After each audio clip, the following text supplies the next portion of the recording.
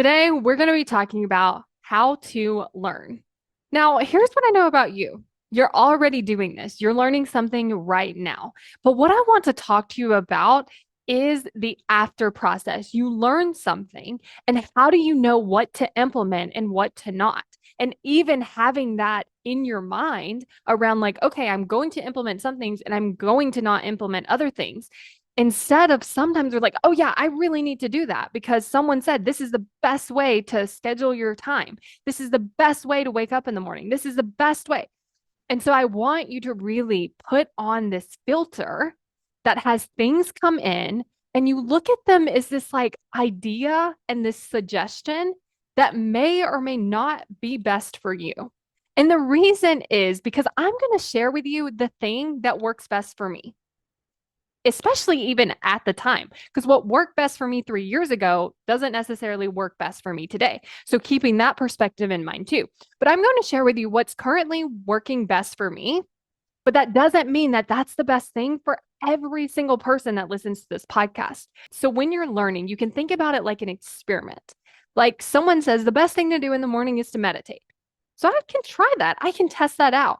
And instead of trying to be like, okay, I have to meditate every day, and then maybe it's not happening, maybe you don't even like it, maybe it's not working for you. Instead of trying to force that, I want you to think about like, I'm going to test this out. Did I like this? Was this helpful for me? And was it not? And then the most important part is to not make yourself wrong. So someone might say the best time to wake up is 5 a.m. And that might be great for you and that might work for you. And there was a time in my life where I loved that. But right now, that's not what works best for me.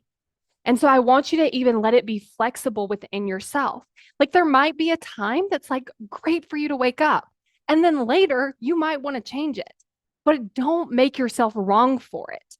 Instead of keeping the idea that I should keep waking up at 5 a.m., I just decided that that's not what's best for me right now. And I don't make myself wrong and I don't set my alarm at 5 a.m. every day. Like I really just work with what I'm doing.